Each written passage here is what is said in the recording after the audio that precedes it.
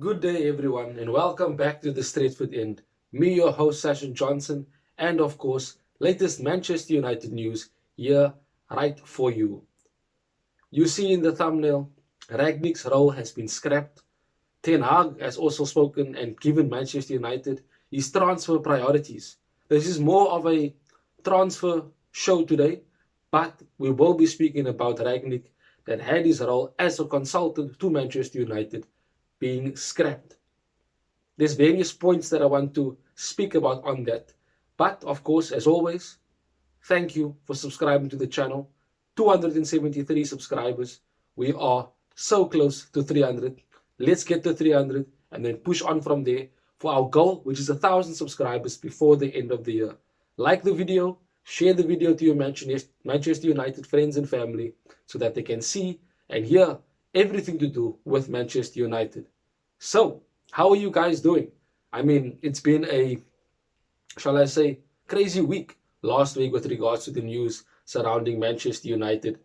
There is updates on Darwin Nunez. There is updates on Urian Timber. A bit of, shall I say, a hint from Pau Torres. We're looking at the likes. Also, Frankie de Jong. A huge update on him. I spoke previously in a video saying that the fee has been agreed by Manchester United and Barcelona for Frankie de Jong. Still waiting on a decision on him, but there is an update that does concern Erik ten Hag. So let me get into the news.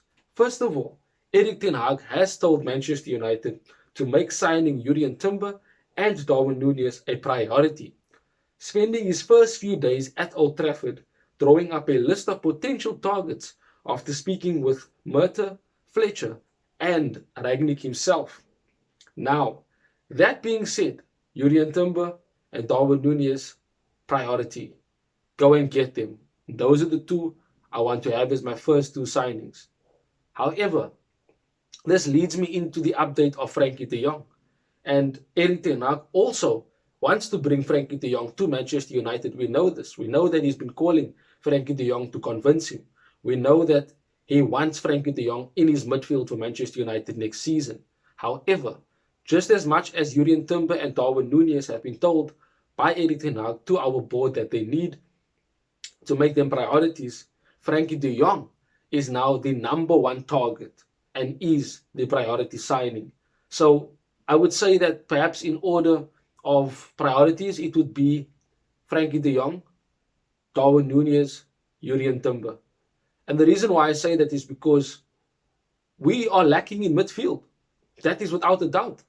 Pogba is leaving, as we all know. Lingard, Mata, Matic, Fred McTominay? No. We need another body in midfield. We need another defensive midfielder. So we have to be looking at getting two midfielders.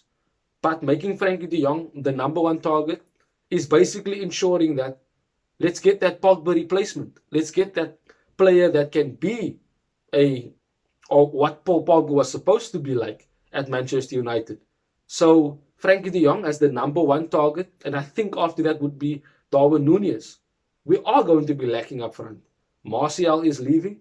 Cavani is leaving. Rashford might be trialed as a striker if we don't get Darwin Nunez or we don't get a striker. But we need a goal scorer, an out-and-out number 9 up front. And Darwin Nunez is the target. There are reports saying that there's a formal offer on the table for him from Manchester United. I spoke about the player plus cash deal, with Martial being the player that they want to involve in the deal. Other reports have said that Darwin Nunez has chosen Manchester United. It's in the Portuguese papers this morning. But take it with a pinch of salt. Let's see what the verified sources say. If a verified journalist of a Fabrizio, David Ornstein, etc. comes out with something that says Darwin Nunez has chosen Manchester United, then we get excited. But for now, as I said, the order of business for priorities in terms of transfers is Frankie de Jong, Darwin Nunez, and then Urian Timber. Now, of course, the reason why Urian Timber is third, in my opinion, is because he's well known by Erik ten Hag. We have a very good relationship with Ajax in terms of transfers. We've got their manager. I mean, Edwin van der Sar is the director of football. So That's not a problem in terms of getting him to Manchester United. Speaking of which, let me get that to you also, by the way. Jurien Timber's representatives were spotted in London last week at Manchester United's international office, where big transfers are being discussed. Timber is a big favourite of Ten Hag, and much is being done to have him sign for Manchester United. That's the reason why I said Jurien Timber is third on the list in terms of priority signings. You have to look at it realistically. We need players in midfield. We need a stronger midfield next season so that we cannot be dominated by the likes of, let me see, I'm looking for a midfield. Yeah, well, Brighton, Yves Bissouma and Saicedo, completely dominating midfield against us. And that's not just them.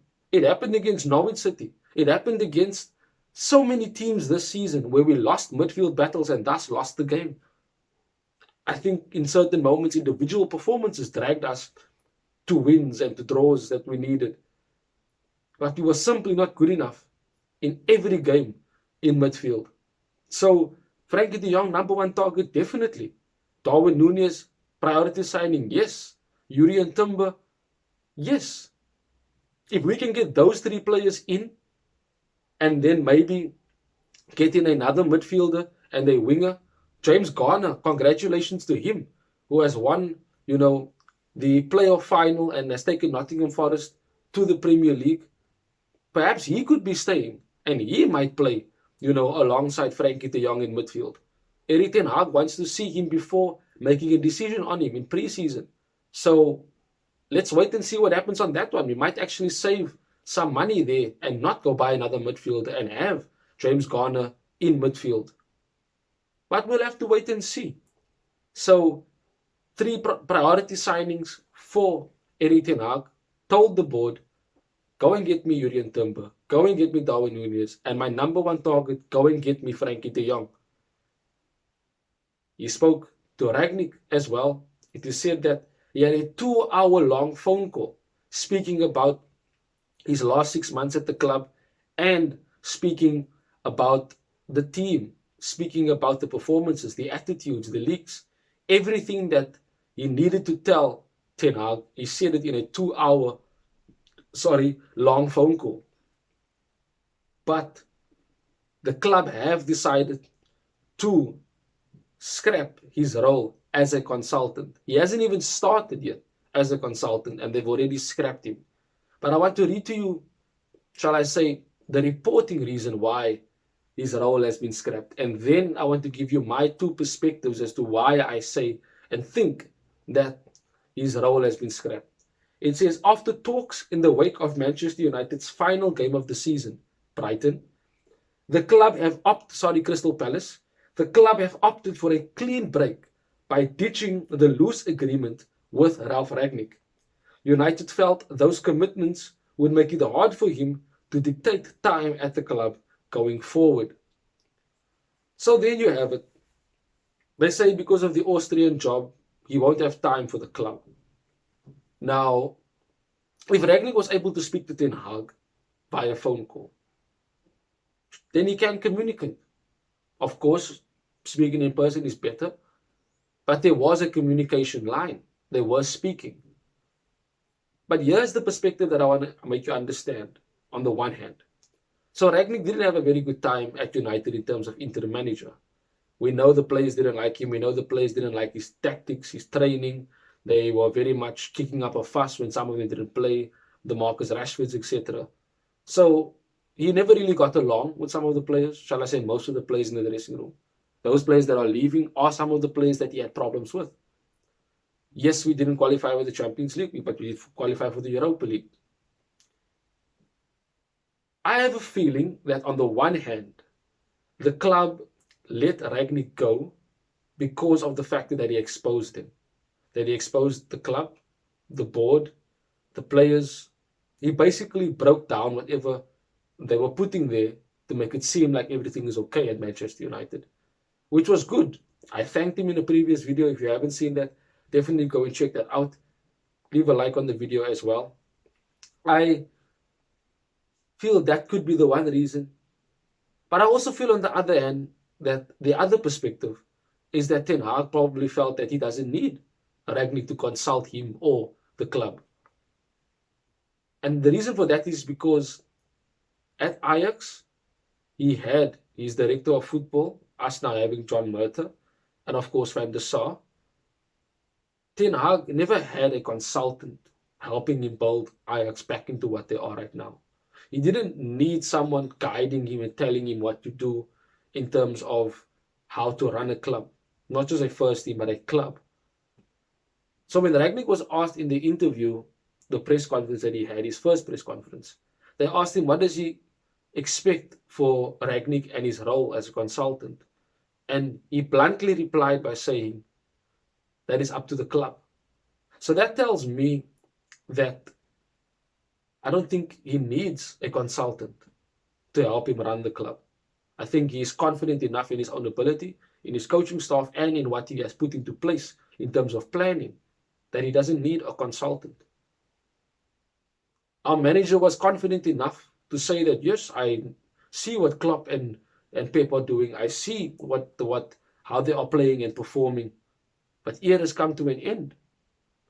Confident enough to say that, and he hasn't even started working with the players yet. So I believe more that Ten Hag maybe told the club, you know what, I don't need a consultant. And perhaps the club are spinning it this way to make it seem like it is a mutual decision that was made. And I don't think that they're letting go of him because he exposed the club. I think him exposing the club showed the flaws that they had and the mistakes that they made, which is now being turned over by seeing us having a restructure in terms of staff, scouting department. You're looking at the coaching staff that Ten Hag has gotten is who he wanted. He wasn't given people like with Ole and Mourinho, etc. So it's on the one hand sad to see Rangnick go. I mean, it would have been lovely to see what he had planned for Manchester United as a consultant, what connections he could have gotten for Manchester United. But truth be told, I think that perhaps it is good that Rangnick has gone. Let him fully focus on his job as an Austrian manager, and let us allow Ten Hag to lead the team. Let's back him 100% as fans. We know we will definitely do that. And then, of course, we need to back whatever players he wants to bring into the club. Whether it be a 32-year-old N'Golo Kante, whether it be, Haller from Ajax, whoever he wants to bring in, trust him. He obviously knows what he wants to do with that player and what that player can bring to the team. But guys, transfer news, Ten Hag's priorities, Darwin Núñez, Frankie de Jong, Julian Timber, told to the board that they are the 3 priority signings, and Rangnick's role as consultant has been scrapped. So he won't be a consultant for the next 2 years, as was previously agreed when he signed as an interim manager. Let me know in the comments what you think about United scrapping Rangnick's role and how you think that might affect Manchester United going forward. Like and subscribe to the Straightfoot End. Share it to your Manchester United friends and family. This is where you find the latest news on Manchester United. Till we speak again soon, Red Devils, have a wonderful day further. Bye-bye.